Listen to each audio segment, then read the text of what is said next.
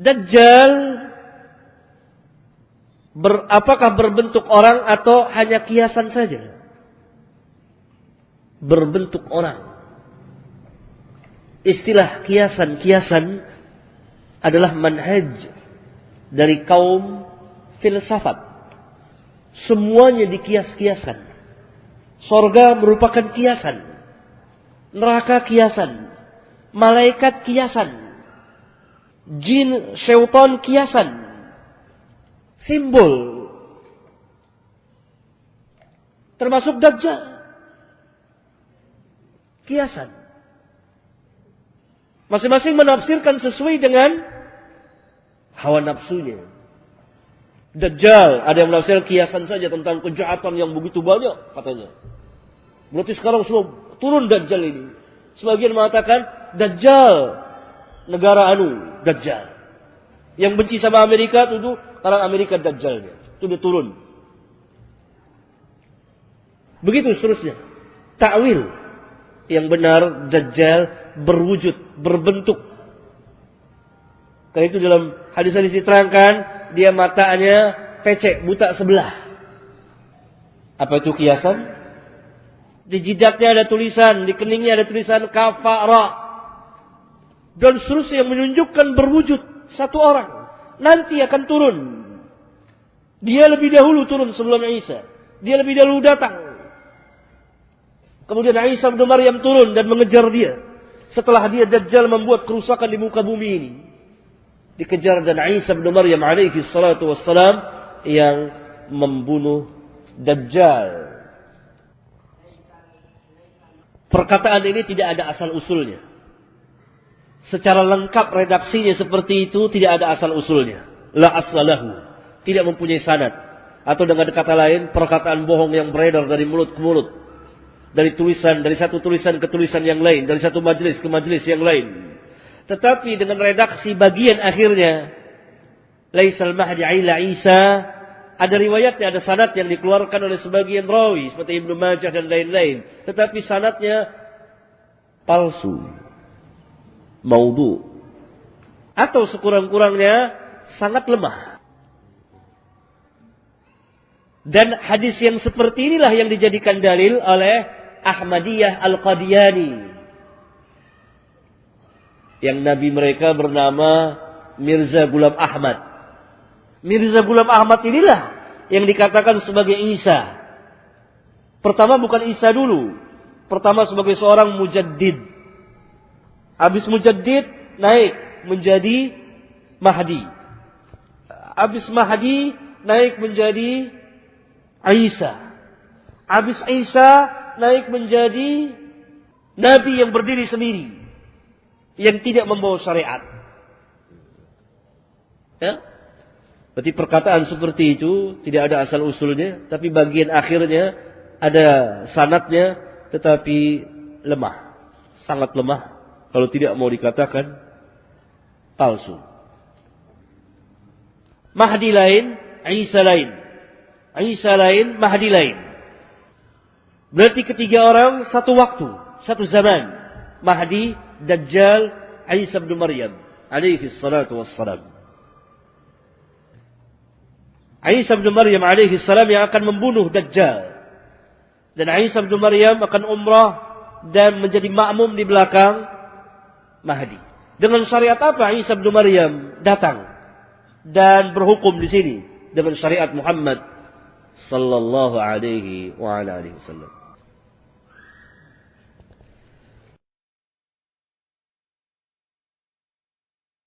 Dajjal, makhluk yang akan datang di akhir zaman, di mana seluruh nabi dan rasul sudah memperingatkan umatnya tentang fitnah Dajjal. Rasulullah SAW mengatakan, "Ma minal anbiya min qabli illa waqad hadzara ummatahu min fitnati Dajjal." Tidak ada seorang nabi pun sebelumku kecuali sudah memperingatkan umatnya tentang fitnah Dajjal ini. Fitnahnya dahsyat sekali, berat, karena ia memiliki kehebatan-kehebatan yang membuat terfitnah banyak manusia. Bisa menyuruh hujan untuk turun, bisa menjadikan kering yang tadinya subur kering kerontang, subhanallah. Ya, tanah-tanah yang tadinya subur menjadi kering kerontang. Akhal Islam, Dajjal telah ada di zaman Rasulullah. Dalam riwayat Muslim, ada seorang sahabat yang pernah bercerita bahwa ia bertemu dengan Dajjal. Di mana Imam Muslim meriwayatkan dari hadis Abu Ruqayyah At-Tamimi, Tamim bin Aus, di mana Rasulullah SAW menceritakan dari hadis Abu Ruqayyah Tamim bin Aus Ad-Dari. Tamim bin Aus bercerita bahwa ia pernah berlayar di sebuah lautan. Kemudian ia terombang-ambing dengan ombak yang besar. Sampai akhirnya ia terdampar di sebuah pulau dan ia bertemu dengan makhluk yang dipenuhi dengan bulu bernama Jassasah. Lalu ia diminta untuk pergi ke sebuah rumah. Dan Tamim berkata, aku melihat, ya kata Tamim, aku melihat makhluk yang sangat besar, manusia yang tak pernah aku melihat sebesar itu, dirantai tangan dan kakinya. Lalu kemudian Dajjal bertanya tentang 3 perkara. Ya, tentang pohon kurma yang ada di negeri Baisan, apakah masih berbuah? Dijawab oleh Tamim, masih. Tentang air mata Zughar, apakah masih ada airnya? Tamim berkata masih. Tentang danau Tabariyah, apakah masih ada airnya? Ya, Dajjal Tamim berkata masih. Kata Dajjal, kelak nanti pohon kurma itu tidak akan berbuah lagi. Dan kemudian mata air Zughar tidak akan ada lagi airnya. Demikian pula ya danau Tabariyah. Maka di saat itu kata Dajjal, aku akan keluar. Dan Rasulullah SAW mengabarkan kepada kita tentang sifat fisik Dajjal. Dajjal itu a'war, kata Rasulullah. Ya, matanya melihat sebelah, di mana mata yang sebelah kanan itu menyembul kal'inabit tafiyah, seperti anggur yang muncul. Subhanallah. Dan di jidatnya tertuliskan kafara, kafir, yang hanya bisa dibaca oleh orang-orang yang beriman kepada Allah saja. Oleh karena itu, ya akhal Islam, ya, hanya orang-orang yang diberikan keimanan oleh Allah, walaupun iman itu kecil atau sebesar biji sawi di hatinya, ia akan bisa melihat bacaan tersebut. Dajjal disebutkan oleh Rasulullah mempunyai kekuatan yang luar biasa, di mana ia berjalan secepat angin. Fitnahnya sangat agung. Ia bisa menyuruh awan untuk menurunkan hujan. Demikian pula tanah yang subur menjadi kering kerontang. Subhanallah. Bagaimana tidak besar fitnah seperti itu, ya akhi. Bila di zaman ini saja kita lihat orang yang banyak terfitnah oleh para dukun, oleh kuburan-kuburan, bagaimana dengan Dajjal nanti? Oleh karena itu Rasulullah mengabarkan bahwa pengikut Dajjal itu adalah orang-orang yang tidak faham tentang agama, orang-orang yang bodoh seperti orang Arab Badui, para wanita yang bodoh yang tidak mau mengikuti mempelajari agama Allah Subhanahu wa taala. Juga Rasulullah mengabarkan bahwa yang menjadi pengikut Dajjal itu kaum Khawarij. Ikhwatul Islam. Kenapa mereka yang menjadi pengikut? Karena mereka orang-orang yang tidak pernah mau mempelajari agama Allah. Oleh karena itulah ketika Rasulullah SAW mengabarkan bahwa ada seorang pemuda yang ditangkap oleh Dajjal, disuruhnya si pemuda itu beriman kepada Dajjal, tapi pemuda itu menolak. Lalu digergajinya oleh si Dajjal itu sehingga menjadi 2 belah. Lalu Dajjal pun berjalan di antara kedua belah tubuhnya. Hidup lagi pemuda itu. Lalu Dajjal berkata, apakah kamu beriman bahwa aku adalah Tuhanmu? Si pemuda berkata, justru aku semakin yakin bahwa kamu adalah Dajjal yang Rasulullah SAW telah kabarkan kepada kami.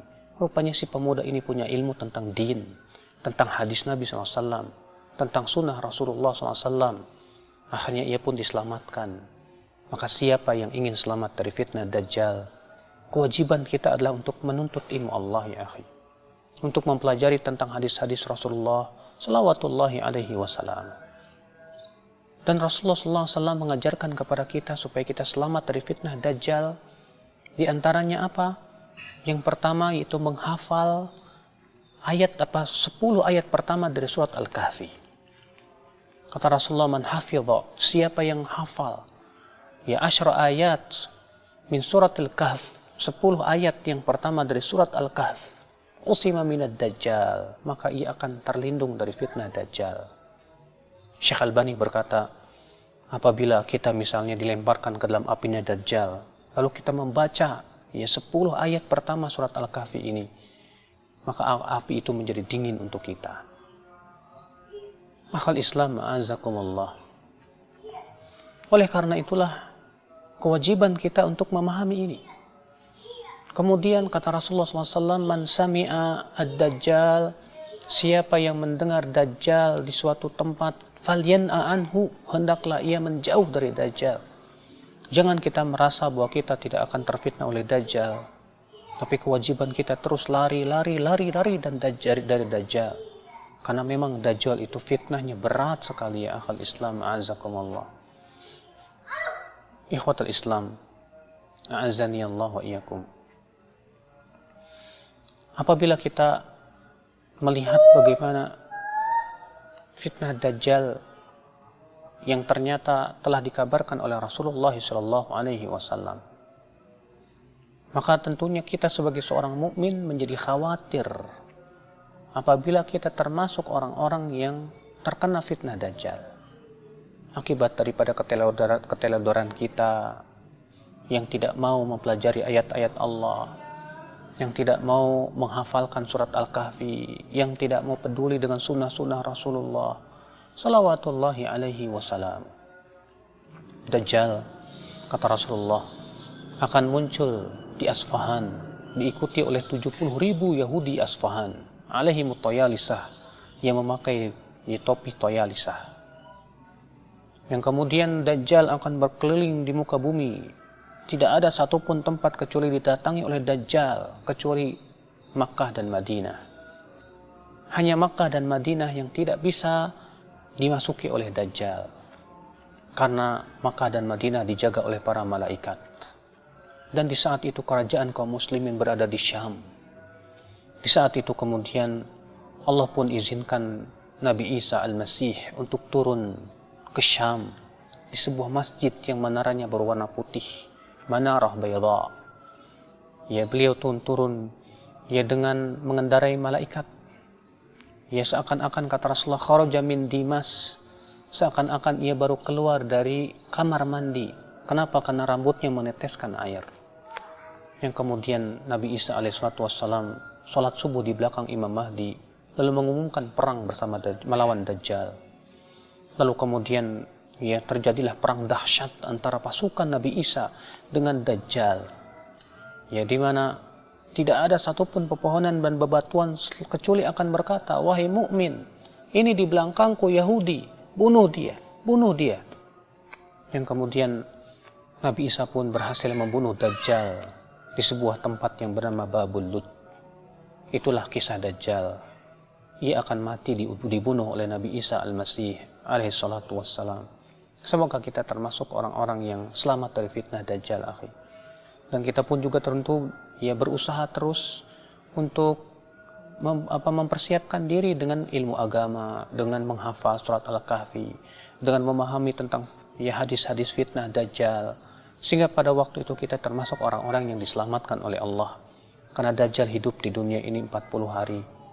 Ya, hari pertama seperti setahun, hari yang kedua seperti sebulan, hari yang ketiga seperti seminggu, dan hari-hari berikutnya sama dengan hari-hari yang. Urutan yang pertama dari 10 ini adalah keluarnya Dajjal. Ini urutan pertama. Dajjal, jemaah sekalian, adalah diambil dari kata-kata Dajjalah yang berarti kekacauan. Dajjal ini akan keluar nanti dari negeri Persia, sebuah kota dalam hadis sahih dikatakan dari wilayah namanya Yahudiyah. Allahu alam apakah dia dari turunan Yahudi atau bukan, tapi yang jelas Dajjal nama orang, dipastikan disebutkan namanya dan cirinya. Dan dia akan diikuti dari wilayah Yahudiyah tadi, di wilayah Khurasan, kalau sekarang wilayah Iran, negeri Iran sekarang. Diikuti dengan 70.000 dari orang-orang Yahudi Khurasan. Dia akan keluar membuat kerusakan selama 40 hari.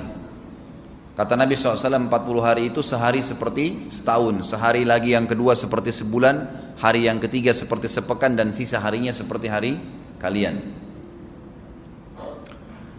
Ulama hadis mengatakan yang dimaksud adalah sehari pertama seperti setahun, memang setahun maksudnya.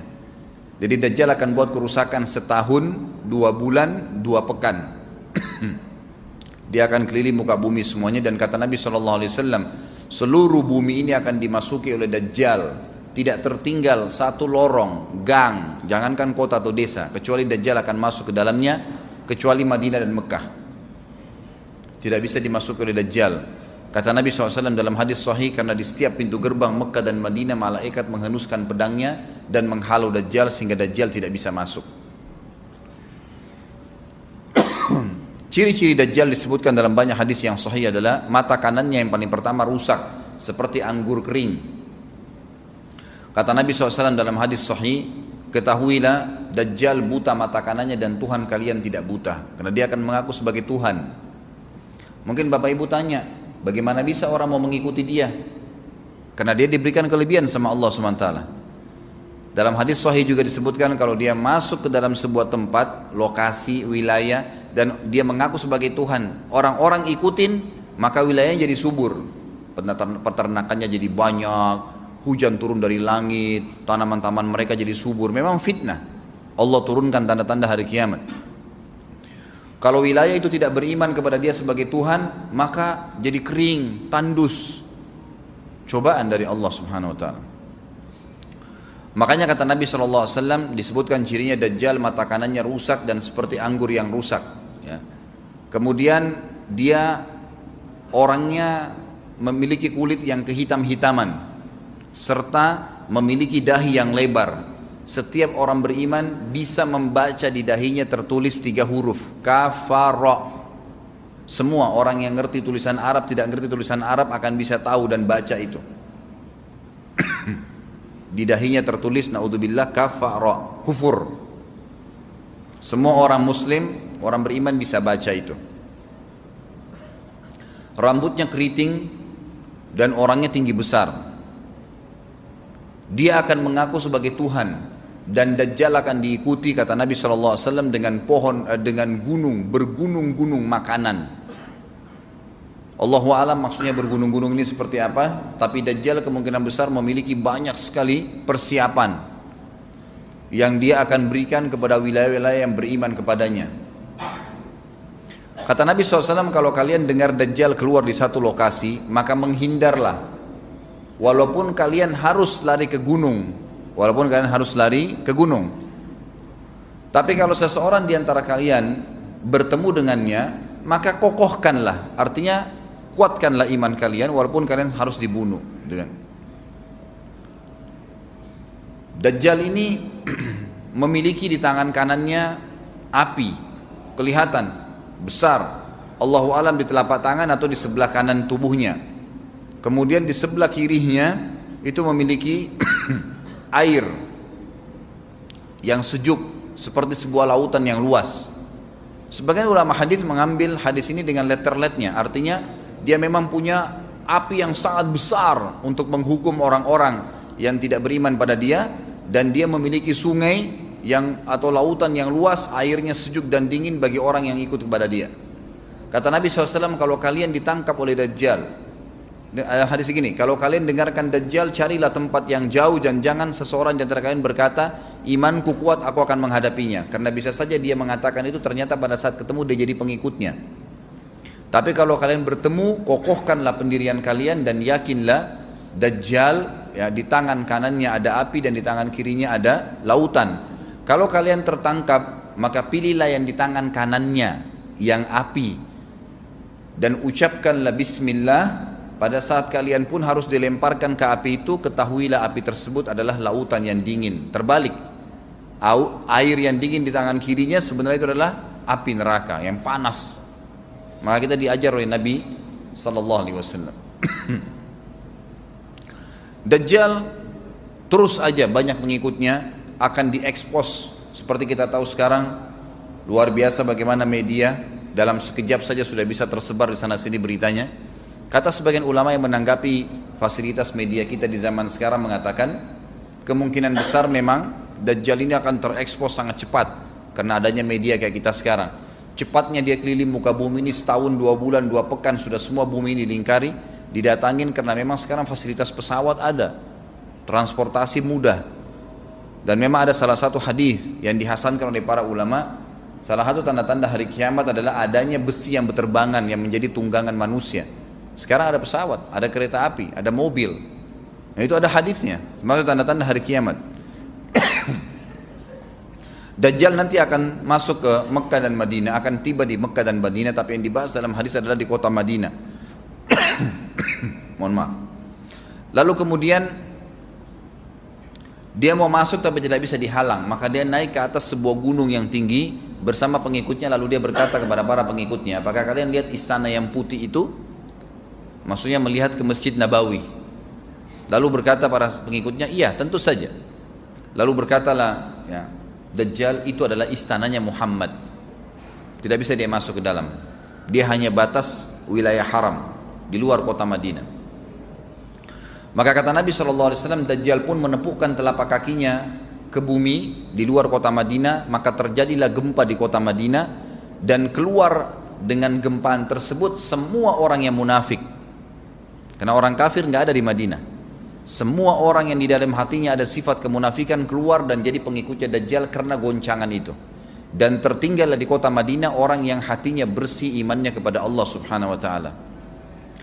Lalu kata Nabi SAW akan keluar dari kota Madinah nanti saat satu orang anak muda dengan hikmah Allah, dia keluar dan orang ini bersih hatinya dengan keimanan, maka Dajjal pun menangkapnya. Lalu dia ingin mendemokan kemampuannya di depan para pengikutnya. Lalu kemudian Dajjal pun mengatakan kepada anak muda tersebut, saya Tuhanmu. Anak muda itu mengatakan, kau adalah Dajjal yang telah disampaikan oleh Nabi kami Muhammad SAW. Maka dia pun mengambil gergaji, sebagian hadis lain menjelaskan alat yang tajam, lalu membelah dua anak itu. Dari kepalanya dibelah sampai ke kemaluannya, terbelah dua kiri kanan. Lalu Dajjal lewat di tengah-tengahnya, demo sambil ya dilihat oleh para pengikutnya dan mereka bersorak-sorak. Lalu Dajjal mengatakan, bersatulah, bersatu kembali jasadnya. Kata Dajjal dalam hadis ini, apakah kau sudah yakin saya Tuhanmu? Anak muda itu mengatakan, saya bertambah yakin kalau kau adalah Dajjal yang disampaikan oleh Nabi SAW. Kata Nabi SAW dalam hadis penutup, ini hadis sahih riwayat Bukhari, riwayat Muslim, ahli sunan, semua menukil tentang masalah Dajjal. Saya tidak sebutkan siapa-siapa perawinya karena memang ini semua hadis sahih. Cukup banyak hadisnya, saya satukan saja, jadi merangkai seperti sebuah cerita. Maka Dajjal pun akhirnya setelah itu tidak mampu menyentuh anak muda lagi. Anak muda itu Allah SWT sudah selamatkan dia. Ringkas cerita, Mekah sama Madinah cuma dia laluin, kemudian dia menuju ke Palestina. Pada saat tiba di Palestina, Dajjal sendiri tidak tahu kalau ajalnya sudah dekat. Maka dia pun akhirnya ya berdemo di sana, menganggap dia punya sebuah kerajaan sampai di daerah Palestina, tepatnya sekarang Israel. Subhanallah, direbut wilayah itu oleh Israel tanpa mereka sadari. Dalil-dalil wahyu menuntun mereka ke situ. Ada sebuah kota namanya kota Babelut di Israel. Itu kota itu ada, saya pernah lihat cuplikannya, termasuk kota yang diidolakan di dalam negeri Israel sendiri, namanya Babelut. Subhanallah, hadis menyebutkan nama Babelut. Hadis Nabi SAW dari 1400 tahun yang lalu mengatakan, nanti Dajjal akan berkumpul di sebuah wilayah namanya Babelut di Syam. Maksudnya di Palestina itu, Israel sekarang. Ada kota Babelut dan orang Yahudi sekarang lagi gencar membangun kota itu dan dianggap kota favoritnya Israel. Subhanallah. Dajjal akan masuk ke sana dan berkurung diri. Pada saat dia tiba di Palestina, waktu yang bersamaan di kota Madinah berkecamuk. Kaum muslimin sepakat semua keluar untuk mengejar Dajjal dan membunuhnya.